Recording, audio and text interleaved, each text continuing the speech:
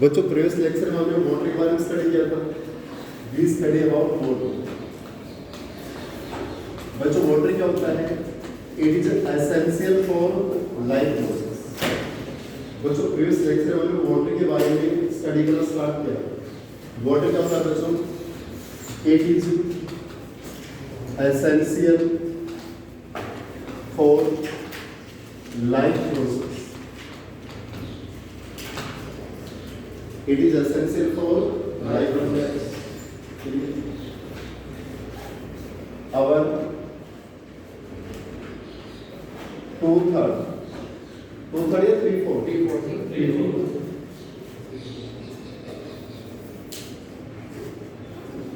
3/4 surface of Earth is covered by water. बच्चों को पता है जो 71% अर्थ सरफेस के ऊपर क्या प्रेजेंट है? वाटर प्रेजेंट है। It means 3/4 of earth surface is covered with water. जो हमारे पास 3/4 सरफेस है वो वाटर से क्या होता है? कवर होता है। बच्ची क्लास आ रही है? बच्चों 3/4 surface of earth is covered by water. आपको पता है 71% यदि 3/4 सरफेस ऑफ अर्थ किससे कवर होता है बच्चों? वाटर से कवर होता है। किससे कवर होता है? वाटर। ठीक है बच्चों, हमारी जो प्लांट्स है बच्चों, प्लांट्स का कितना परसेंट पार्ट वाटर से बना होता है? 95%। यानी 95% parts of plants are made up of water. जो 95% पार्ट्स ऑफ प्लांट्स किससे बनता है बच्चों? वाटर से बनता है। किससे बनता है? वाटर से बनता है।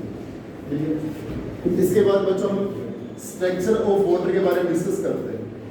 Structure of water. वाटर की स्ट्रक्चर क्या होगी बच्चों?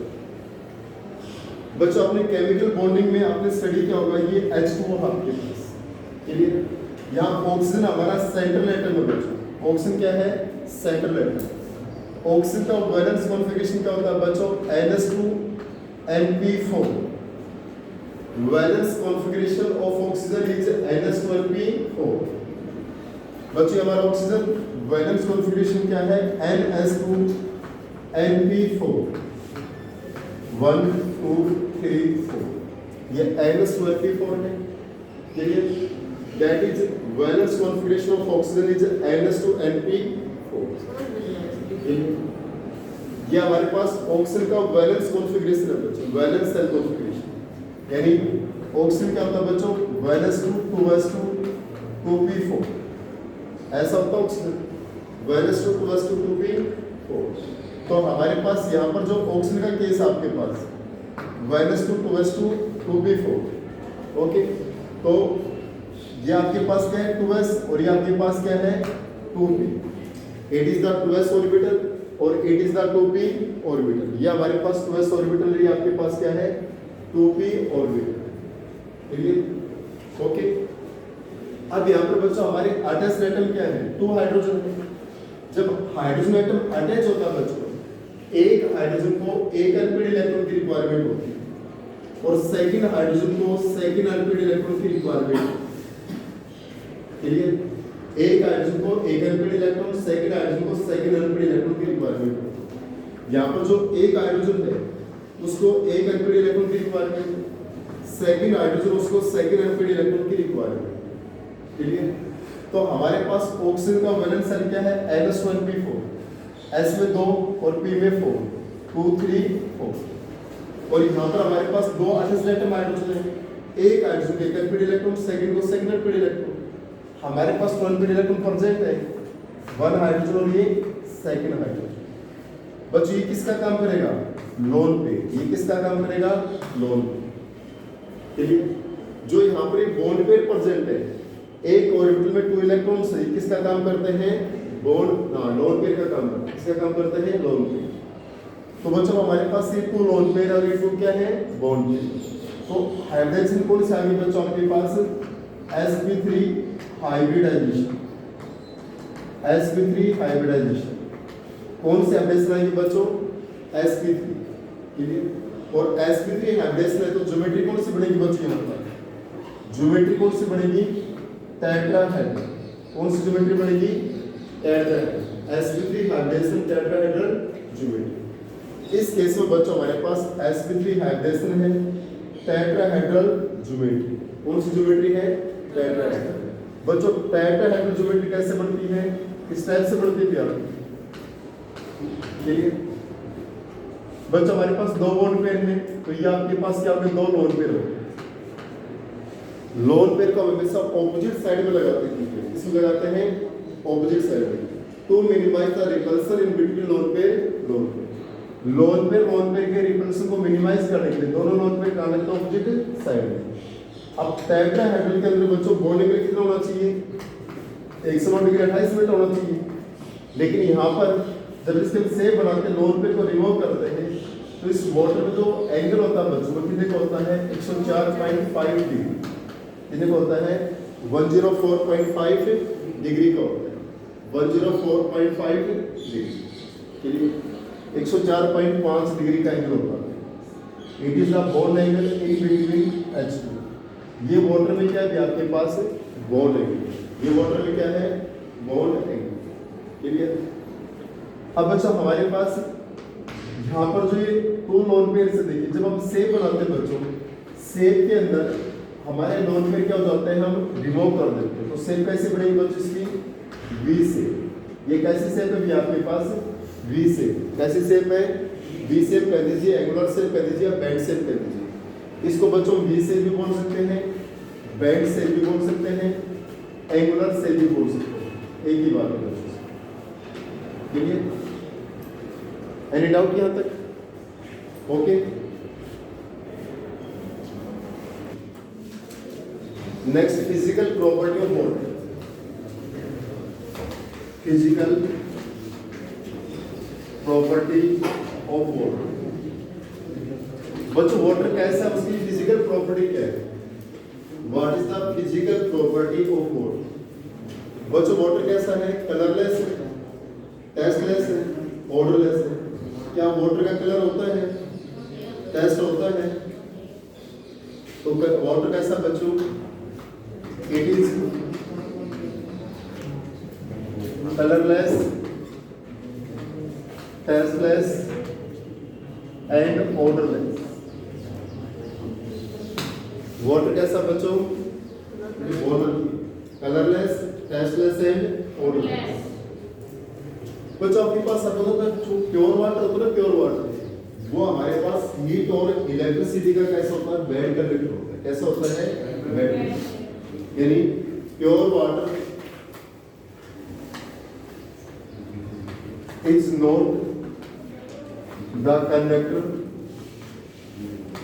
Of heat and electricity. Pure water is not the conductor of heat and electricity. Demineralized water, distilled water, pure water होता है जो हमारे पास is not the conductor of heat and electricity. Water has boiling point 100 degree Celsius. कितना boiling point होता है बच्चों? 100 degree Celsius.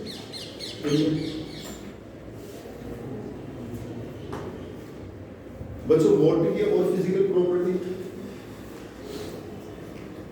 क्या? हमारे पास वाटर कलरलेस है, टेस्टलेस है, ऑर्डरलेस। आपके पास pure water is not the good conductor of heat and electricity, क्योंकि यहाँ पर फ्री आइस नहीं है। प्योर वाटर, डिस्टिल्ड वाटर होता है, डीमिनराइज्ड वाटर होता है आपके पास। वाटर का जो बॉइलिंग पॉइंट है बच्चों वो 100 डिग्री सेल्सियस, क्लियर। वाटर का जो फ्रीजिंग पॉइंट है वो किसमें रहता है बच्चों? Negative, -1, -2, -3, -4, okay. इसके बाद बच्चों हमारे पास वाटर के केस में क्या आएगा? Chemical properties. Chemical properties of water.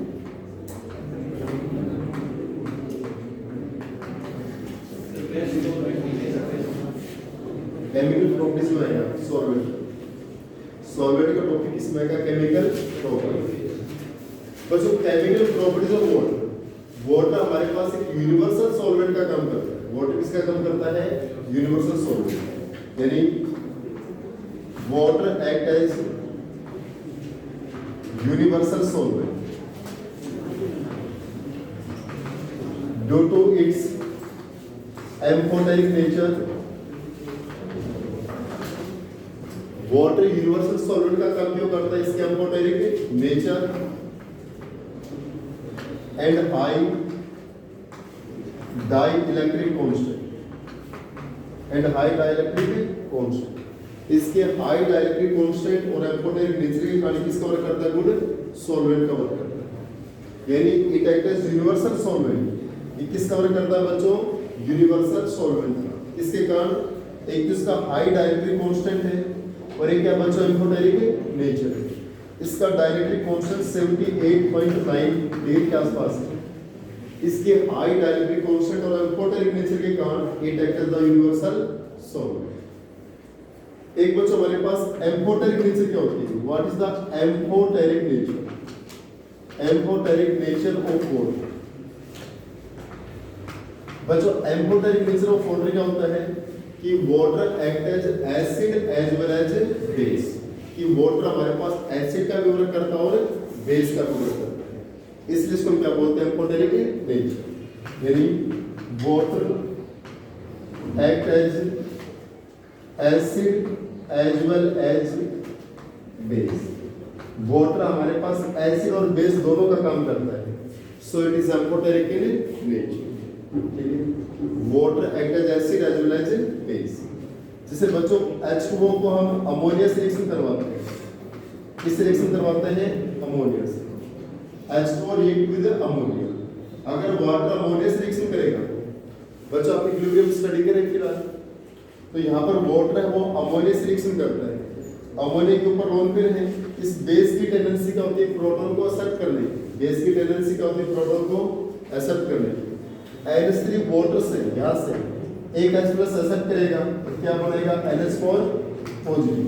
ये यहाँ से प्रोटॉन डोनेट करेगा तो क्या बनेगा? OH negative. और बच्चों जो स्पीशीज प्रोटॉन को डोनेट करते हैं वो किसका काम करते हैं? एसिड का। और जो प्रोटॉन एक्सेप्ट करते हैं किसका काम करते हैं? बेस। ठीक है, जो स्पीशीज प्रोटॉन को डोनेट करते हैं वो एसिड और एक्सेप्ट करते हैं वो बेस का वर्क करते हैं। बच्चों वाटर के हम एम्फोटेरिक नेचर बता रहे थे। Amphoteric nature of water. Amphoteric nature of water, इसका मतलब वाटर हमारा एसिड का वर्क करता है और बेस का वर्क करता है। Water act as acid as well as base. अब देखिए दो रिएक्शन लिख रहा हूं बच्चों। एक बार वाटर के हमने अमोनिया से रिएक्शन करवा देते हैं, एक बार वाटर के हम H2S से रिएक्शन करवा देते हैं। जो प्रोटॉन को डोनेट करते हैं ना बच्चों, जो स्पीशीज प्रोटॉन को डोनेट करते हैं वो एसिड होते हैं और जो प्रोटॉन को एक्सेप्ट करते हैं वो क्या होते हैं? बेस होते हैं। चलिए, जो प्रोटॉन एक्सेप्ट करेंगे वो बेस और डोनेट करेंगे वो एसिड। तो यहाँ पर प्रोडक्ट क्या बनेगा? ये NH3 अपने लोन पेयर से यहाँ से प्रोटॉन एक्सेप्ट करेगा, NH4 पॉजिटिव। किसने प्रोटॉन डोनेट किया? तो OH नेगेटिव। चलिए बच्चों यहाँ पर NH3 ने प्रोटॉन को एक्सेप्ट किया या डोनेट किया? अमोनिया ने प्रोटॉन क्या किया? एक्सेप्ट किया ना। अरे अमोनिया से क्या बना? NH4 positive. इसने प्रोटॉन को एक्सेप्ट किया और प्रोटॉन एक्सेप्ट करता क्या हो गया बच्चों? ये बेस। और इसने डोनेट किया और जो डोनेट करता वो क्या हो गया? एसिड। इसने प्रोटॉन डोनेट किया तो ये क्या हो गया आपका? एसिड। यहाँ पर प्रोडक्ट क्या बनेगा बच्चों? H2S प्रोटॉन डोनेट करेगा, SS नेगेटिव। ये एक्सेप्ट करता है H3O पॉजिटिव। बच्चों इसने प्रोटॉन डोनेट किया तो किसका काम करेगा? एसिड का। इसने एक्सेप्ट किया तो किसका काम करेगा? बेस। इस रिएक्शन में वाटर ने प्रोटॉन को क्या किया? डोनेट, तो एसिड का काम करता है। इस रिएक्शन में वाटर ने प्रोटॉन को क्या किया? एक्सेप्ट किया, तो किसका काम करेगा? बेस का। यानी जो स्पीशीज प्रोटॉन को डोनेट करते हैं वो एसिड और एक्सेप्ट करते हैं वो बेस। ठीक है, तो इस रिएक्शन में बच्चों हमारा वाटर है किसका काम करता है? एसिड का। इस रिएक्शन में वाटर किसका काम करता है? एसिड। और इस रिएक्शन में किसका काम करता है? वो बेस का काम करता है। इसका मतलब water act as acid as well as base. इसको हम क्या बोलते हैं? Amphoteric nature. यानी एम्फोटेरिक नेचर ऑफ वाटर क्या है बच्चों? water act as acid as well as base। अगर वाटर एसिड और बेस दोनों का काम करता है इसलिए इसको क्या बोलते हैं, एम्फोटेरिक नेचर। ठीक है, इसके बाद reactivity of water with reactive metals, with reactive metals. बच्चों reactivity of water with reactive metals, बच्चों रिएक्टिव मेटल्स कौन से होती है, जो एस ब्लॉक एलिमेंट्स हैं, अल्कली मेटल्स ले लीजिए, अल्कलाइन अर्थ मेटल्स। अल्कली और alkaline earth metals are known as the reactive metals. Reactive metals कौन से होती है बच्चों, अल्कली और अल्कलाइन अर्थ मेटल्स। क्लियर, यानी alkali and alkaline earth metal are reactive metals, are reactive metals।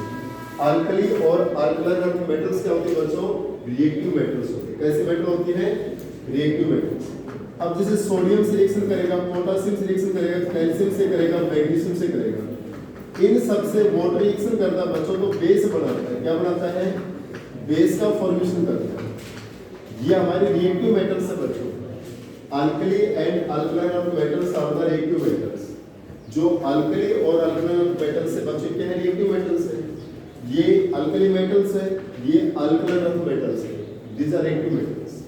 इनसे reaction करके क्या बनाएगा बच्चों, बेस बनाएगा। NaOH plus H2, KOH plus H2, CaOH twice plus H2, MgOH twice plus H2।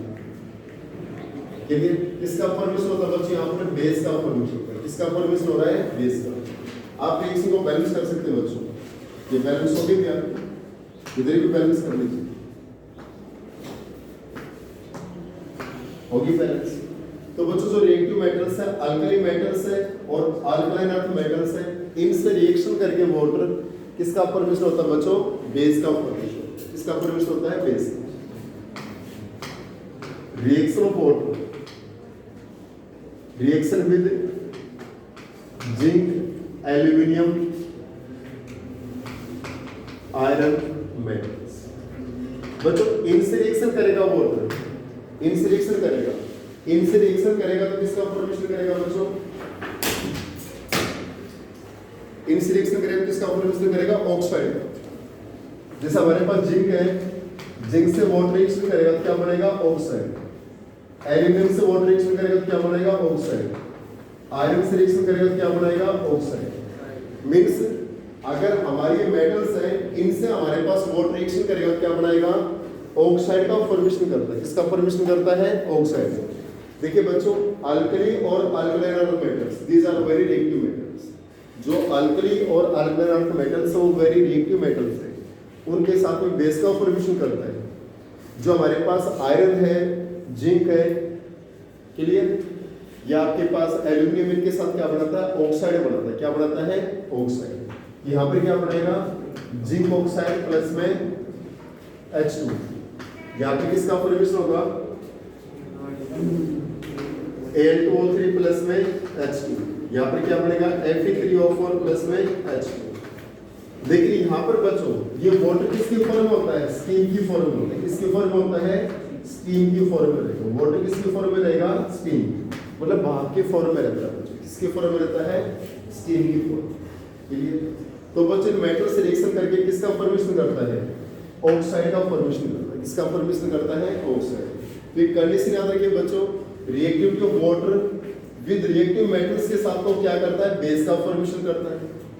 और हमारे पास zinc, aluminium, iron जो लेस रिएक्टिव मेटल्स है, इनके साथ किसका फॉर्मेशन करेगा, ऑक्साइड का फॉर्मेशन करेगा।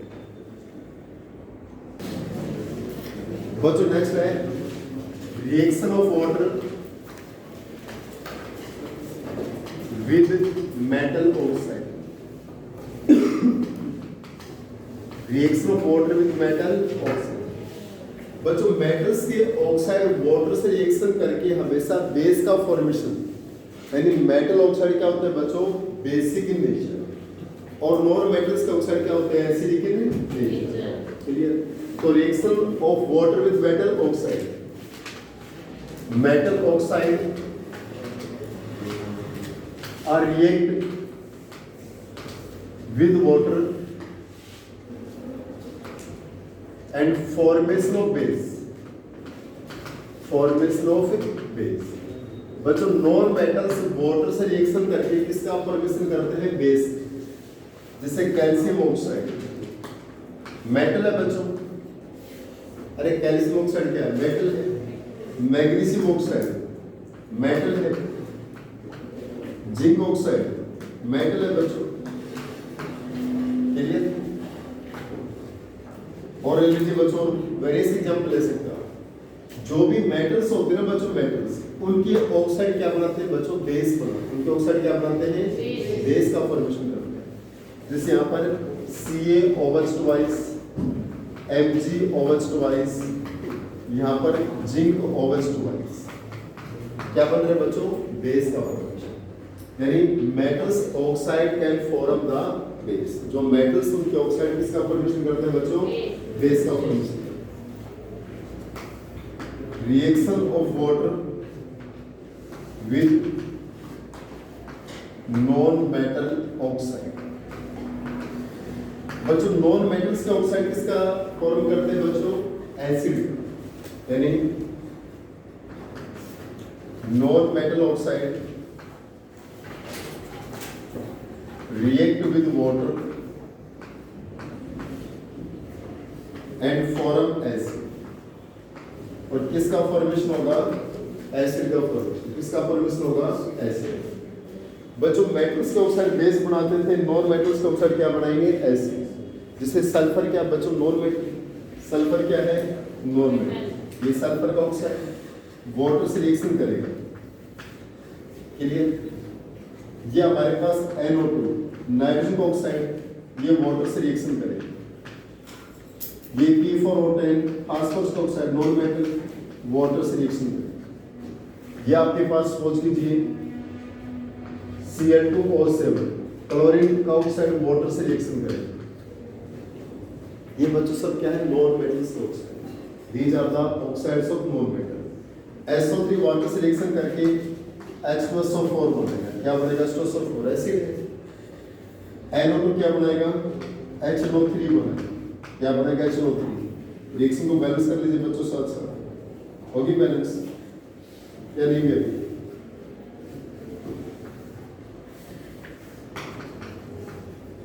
यहां पर P4O10 क्या बनाएगा, H3PO4।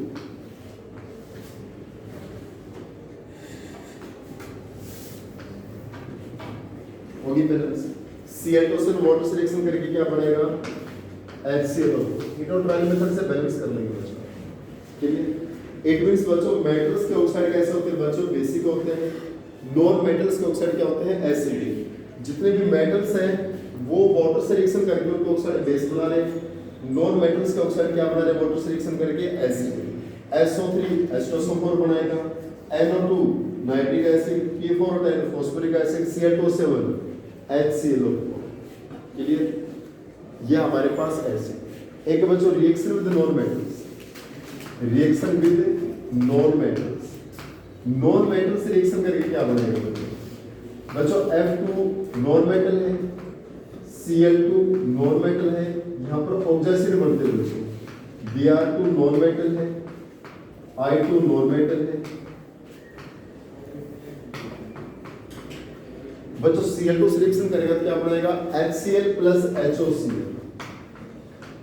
Br से HBr प्लस HOBr, I से HI प्लस HOI। लेकिन F2 से रिएक्शन करेगा तो बच्चों HF प्लस में O2 बनाता है, HF प्लस में O2। क्लियर। ये हमारे पास हो गया हेलोजन्स यानी नॉन मेटल्स।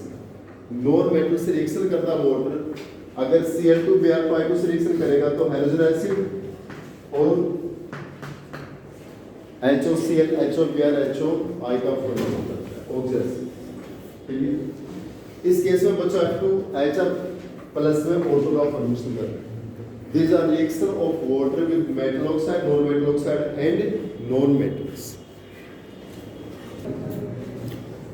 बच्चों नेक्स्ट प्रॉपर्टी है water is polar in nature. बच्चों पोलर क्या होता है? Water is polar in nature, यानी वाटर हमारे पास पोलर सॉल्वेंट का काम करता है। बच्चों पोलर मींस क्या होता है? देखिए केमिकल बॉन्डिंग में हमने पढ़ाया था, पोलर मींस होता है पोल्स और पोल्स मींस होता है चार्ज। यहाँ वाटर के अंदर बच्चों चार्ज रिप्रेजेंट होता है, चार्ज पॉसिबिलिटी। वाटर की शेप आपको पता है वी शेप होती है बच्चों। वाटर की शेप कैसे होती है? V shape. ठीक है। ऑक्सीजन की इलेक्ट्रॉन नेगेटिविटी 3.5 होती है और हाइड्रोजन की 2.1। Electron negativity of oxygen in case of water, यानी ऑक्सीजन की जो इलेक्ट्रॉन नेगेटिविटी है वो कितनी होती है? 3.5 और हाइड्रोजन की इलेक्ट्रॉन नेगेटिविटी 2.1। तो बच्चों हमारा ये जो केमिकल बॉन्ड है, ये केमिकल बॉन्ड कितने इलेक्ट्रॉन से बना है? आपका ये केमिकल बॉन्ड कितने इलेक्ट्रॉन से बना है? 2 इलेक्ट्रॉन से बना है। एक chemical bond is made of 2 electrons. एक जो केमिकल बॉन्ड है 2 इलेक्ट्रॉन से बनता है और जिसकी इलेक्ट्रॉन नेगेटिविटी हाई होती है ना, वो इन इलेक्ट्रॉन्स को अपनी साइड विड्रॉ करता है बच्चों, यानी वो इस साइड इलेक्ट्रॉन डेंसिटी को अपनी साइड विड्रॉ करता है। इलेक्ट्रॉन नेगेटिविटी यही है ना, tendency to withdraw side electron density towards its side, side electron density को अपनी साइड विड्रॉ करने की पावर। तो बच्चों इलेक्ट्रॉन ऑक्सीजन की साइड में गए, इस पे कैसा चार्ज आएगा? नेगेटिव, और इन पे कैसा आएगा? पॉजिटिव। चार्ज सेपरेशन, और जहां पर चार्ज सेपरेशन हो क्या हो गई? पोलर हो गई। तो कैसे हो गए? Polar. So water is the polar in nature. Clear? अब बच्चों यूज ऑफ वाटर क्या है बच्चों? What is use of water? बच्चों वाटर की यूज क्या है? अरे it is used in drinking purpose. It is used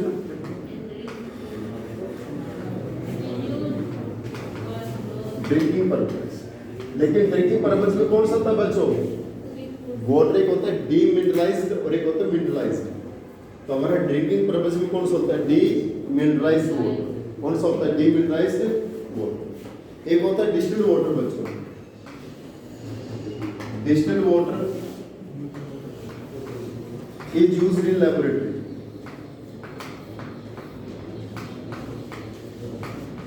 demineralised water किसमें होता है बच्चों?